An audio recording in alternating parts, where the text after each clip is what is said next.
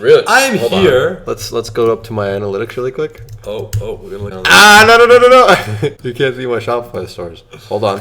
Oh, you piece of Look who's dead. Alright, you guys. I'm here with the man, the myth, the legend, the buddy, Sebastian. What's up? Get How we money. doing?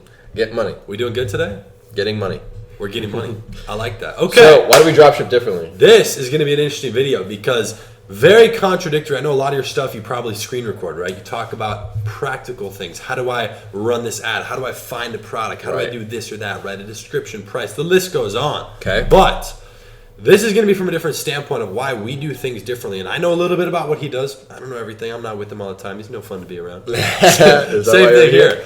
But the reason I want to point this out is because I've seen this a lot. Like, I mean, anyone you're going to look at in the e-commerce space, first of all, a lot of them don't even do what they say, so be careful. But a lot of people who dropship, whether they're, an influence or not, they dropship differently. And so this doesn't always necessarily mean from like a direct product sourcing standpoint, right? You still probably source stuff from AliExpress. Okay. Do you? Yeah. Exactly. So a lot of people do that, but it's more so from a marketing perspective. Like, I bet you our biggest differences are the marketing. Yeah. So a lot of people like to only build brands. Some build stores. Some do one product with fillers or just one or funnels.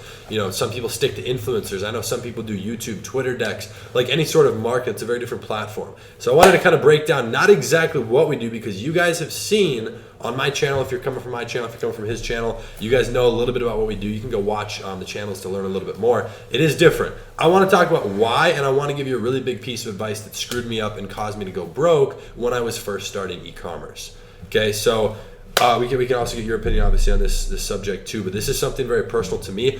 You might know this. When I was first starting, I had 5,000 saved. A lot of people know this. I spent 4,700 of it on Facebook ads, made one sale for $13.95. I could probably do ads blindfolded right now and make more than one sale off $5,000. Anyways, when I got back into it after I continued mowing lawns and saved up a couple thousand more, what I did is I started buying a bunch of different programs, 6 of them to be specific. Now what I saw, and I got value from each and every one in different ways, there's now a concept I call mass mixing, where if you try to take this, and put it all together, you're probably going to get nothing. Start with one thing as like your core. You can take what he does and kind of add on like some of the little Facebook tips and tricks to try some more ad sets or whatever, but then there's still like that core you need to follow, and once it's working, then you can expand outwards. But that's why everybody does it differently. Like, the way I learned is different from how I do it now. Obviously a lot of experimenting. Okay. So let's break down how we dropship really quick, because I want to know your strategies from beginning to end, and then I'll break down mine from beginning to end, and we can talk about it. Let's do it. Okay, so I personally always start from AliExpress. Some people are like, oh, I private label everything, I order in advance. Maybe they order it through Amazon FBA and then fulfill that on their store.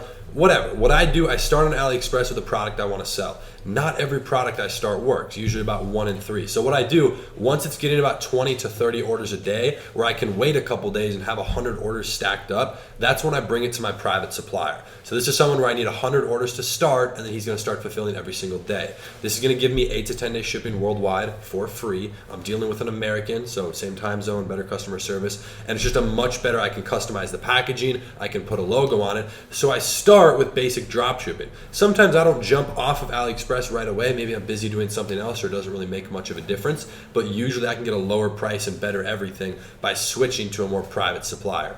So I take that, everything I do personally at the moment for the last like 8 months, except for 3 days around Black Friday in 2018, is all Facebook ads. So even when I'm starting a new store, new pixel, whether I'm taking data or not, it's all starting with Facebook ads. So mostly $5 a day budgets, going to be running a bunch of these, testing as many individual interests as I can, then starting to do usually 2 different sets of narrows. So I always like to go broad, men and women, go all ages, test a couple different things, then I break it down based on that, then I can start messing with the budget. As I'm building more sales in the pixel, that's going to kind of help increase. It's just a big snowball effect. So that's, obviously there's a bunch of little in-depth things that we could go on for hours, but I focus on Facebook, I source from AliExpress. Not everything works. I'm going to cut off a product after usually if I'm testing 3 at once, I can tell which one is going to work the best within about a week and a half. So usually like $500 spend. So that's like a very basic overview. You guys can obviously watch the channel to see more, but watch all the videos. Yeah, go watch 550 videos. Is that how many you have? Yeah. Jeez. So yeah, what I do, or I guess what I used to do, is start with Instagram. I don't really like starting with Instagram now because I'm not patient, but I still think as a beginner you should start with Instagram because it's easy and it's visual and it's like the first part. It's easier traffic, it's easier sales, it's just easier than Facebook as a beginner. So what I would usually do in the past would be to start with Instagram with the product. Well, actually, let's talk about how I find the product. So I never sell anything that I haven't seen sold before. So I'll scrape Facebook, I'll scrape Ali, I'll scrape Instagram and Twitter and look for things that are selling. Then I'd go to AliExpress once I found a couple of different products, and I will see the transaction history, see how many orders it's getting per day. Exactly, see how many orders it's getting per day. If it's getting enough orders, then I would try selling that product on Instagram just to get some basic pixel data form, just to get a couple sales, just blah blah blah, to see how it's doing. Then I go to Facebook and do like the ice fishing method, or like the dartboard method, which basically means you have a ton of different ad sets where the only thing that's different are the interest, so that you can pinpoint which interests are closer to where you want to be when it comes to targeting. So multiple different ad sets, like between 10 to 30 at $5 a day. Let those run for a couple of days. Not only are you going to get a bunch of sales and a bunch of data from a bunch of different ad sets, but very quickly you can identify which ad sets are shitty and which are not, and then kill. Can you cuss on your channel? You can. Yeah. You can't say fuck though. Yeah, I can. My channel is who I am. You're running all this for purchase, by the way. We'll give a little more. Yes, all for purchase. Videos. I don't do that. Videos. Just pointing that out. Videos too. Videos only, all for purchase in the beginning. Oh. So you do that. You kill off all the bad ones, obviously. The ones that are performing well, you can duplicate them and increase budget, or you can just increase budget, or you can just duplicate them and narrow even further. Say, for example, if it's just females buying, you can duplicate the same ad set and make it turned into a females only. And doing that for about 2 to 3 weeks should get you a couple hundred sales, depending on how expensive your product is. But a couple hundred sales. Then with that data, you build a lookalike audience. Obviously, the more sales you have, the better. And then you test a bunch of different lookalike audiences as well: 1%, 2%, 3%, 4%, 5%, 75% video view, 80%, 95%, blah, blah, blah. Test a bunch of different lookalikes, 10 to 15. Same exact thing. See which ones are working best, then increase the budget on those. You know what's funny? I don't know if you do this. I don't think I've told you. What I do with lookalikes now, some little part of lookalikes, I'll make the 1 to 5, obviously, in the US or whatever, and I'll run the 1 and I'll run the 5. And whichever works best, then I'll work backwards. So if the 1 works, I'll go to 2, and then I'll do 3 and 4. Or if the 5 works, I'll go 4, 3, 2. I didn't know that. It's kind of fun. I never heard of that. A little different thing. But back to the point you said about finding products. This is actually why I've never done any print on demand or tried to create my own product. I tried, way before I knew what Shopify was, back when I was like 13, 14, trying to build my own clothing line. But what I realize now, and this is similar to you said, I have to know it's selling. Otherwise, I feel like I'm wasting my money. Exactly. If you're creating your own product, even if it's similar to something else, you don't directly know that specific product, even if it's like a tad bit different, is going to sell. You don't know how the market's going to react to it. So I always go based on prior data. Mm-hmm. So even if something doesn't have that many orders, but it's starting to uptrend, I'm seeing it. And maybe there's ads on my Instagram feed that are getting a lot of engagement, hundreds of thousands of likes, views, they have a bunch of comments, and it's just flooding. That's where a lot of my products come from. I just see it on Instagram. I'll just see it over and over. Mm-hmm. So, exactly. Yep. Just sell what's already selling. Do you click on ads when you see them? Never go blind. Yeah, because then if they're doing it well enough, you'll get retargeted. Yeah, you always get retargeted with the same ones. That's actually, it's kind of funny. If you just go on a very dropshipping store that's getting a lot of traffic, you'll get targeted by a lot of other dropshipping stores that aren't related to that. And I think it's because some people that know some dropshipping stores are doing really well will target those dropshipping stores. Oh, yeah. If they have a similar product, they'll just target that store. And anybody that's interested in that store that's marketing really well or sees their ad and clicks on it, then they go back to Instagram and then they see the other ad. So say, for example, Hayden's selling a phone case, right? A Gucci phone case. And I'm selling doing a phone case right now, actually. It's not Gucci, but I'm selling a Louis phone case. Ooh. So don't do those, by the way. He's selling, let's say he's sending 50,000 visits a month to his store.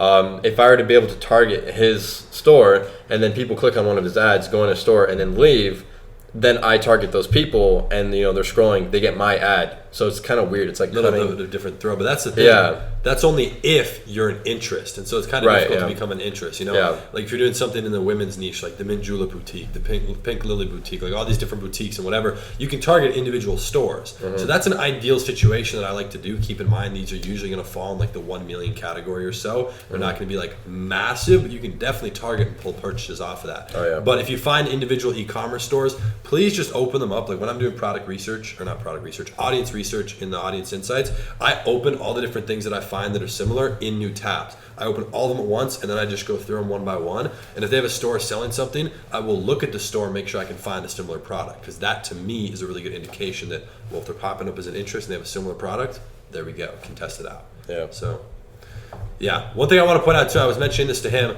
again, I know I mentioned the mass mixing, but I really want you guys to be careful with the information you're pulling from. Obviously who you're learning from, but just please try and focus in more so on like one or two or three, like couple types of things. And the only things you should test outside of that, like at least in the beginning, are going to be like a couple of the marketing things, little tweaks with Facebook ads, how to find more interest, like build it, get it going, and then you can test anything and everything else you want on top of it. We do things a little bit differently. I bet most of it's the same. Maybe the way that we order and organize our descriptions are different. Like I center a small paragraph at the beginning, then a bullet point. Usually it's the same. So some people, it's everybody's the same different macro. though. It's a different micro. Yeah, everybody has their own method though. Like everybody dropships a different way. It's really weird. Yeah, it's funny. I wanted to bring this up. You mentioned Instagram. Did you start with that? Yeah. Oh yeah. That's where I started. Yeah, that's funny. That's where I haven't done it in a long time, except for Black Friday 2018. Yeah, a lot of people start with Instagram. It's just harder now. You already know that it's a lot less pages work. Well, you can't put up a free plus shipping and make thousands of dollars like you used to. I remember back in the day. That's what I mean, bro. So it was always, do you still do any free plus shipping? No. I don't do any at all. No. Like I used to, like 4 months ago. It could probably still work. It could work, but you have to do like a completely different I feel angle. like it's not, it'll work, but I feel like I can get away with it. People do it all the time with like books, like Russell Brunson does it. Oh yeah, that's a little different strategy. That's building them into the funnel for a personal brand for other things. But yeah. It's still free plus shipping, man. It's still a thing. Yeah, upselling something. Definitely. So we drop ship differently, even though we drop ship, we do our thing. Some of it's not actually drop shipping. Now you're going over to Amazon a little bit too, right? Yeah, actually I'm gonna completely move over to Amazon. There we go. Hint, hint. Nice. Hashtag not gonna drop ship anymore. There we go. Yeah, just Amazon brands, trademarks, everything. More clear exit strategy, so that I'm not just building a store, scaling it, and then letting it die off or selling it for a couple grand. I'd rather build something, build it for years, and then sell it have it worth multiple millions of dollars. I like that. How often can you sell a dropshipping store for millions of dollars? What's the most you've sold a dropshipping store for? Not more than $5,000. Really? Yeah. I guess if you sell it once it's dead. Because the thing is, even if you have a store that revenue is $50K, like who's going to spend? I mean, like if you're doing like $100K revenue for like 5-6 months and it's like 30-40 profit, that's like an 80 to but like the amount of people that have even more than 10K to buy a business most people is aren't going to tiny. Yeah, and most people have 1 to 2K, but you're not going to get a store with revenue or a good one. But the thing is, there's like brokers and different websites that let you sell stores. The thing is, they're going to take a really big cut. You're going to have to pay to even be on it. It's going to be a couple $100 and you might get no interest. So yeah, I feel that. That's what's up. Other streams of income. But yeah, if you guys like this video, the first thing I want you to do, comment something down below. If you watched both of our channels or watched other people's stuff, I want you to comment a difference you see between people and why you think that exists. So if you see like people market differently, why do you think that? Like I know that there's a lot of people who do things differently. Like maybe we structure our page post differently with how we set up our, the actual post or the ad copy, a bunch of different stuff. There's a lot of reasons why people do it. It's a lot of just personal preference, testing, the way they learn and all of that. But I would love to have a conversation with you guys in the comments down below. If you like this video, drop a like. We appreciate Sebastian coming on here. 3D. There we go. Drop a like. It's real. Look at that. Wow. Anyways, be sure to subscribe if you're watching on my channel. Is this going to your channel too? Probably, yeah. There we go. Subscribe to channels. We'll leave each other's link down below. With that being said, he doesn't post every single day, but I do. So if you jump over to my channel, I'll be seeing you tomorrow in the next video. I'll see you guys in a week. Peace.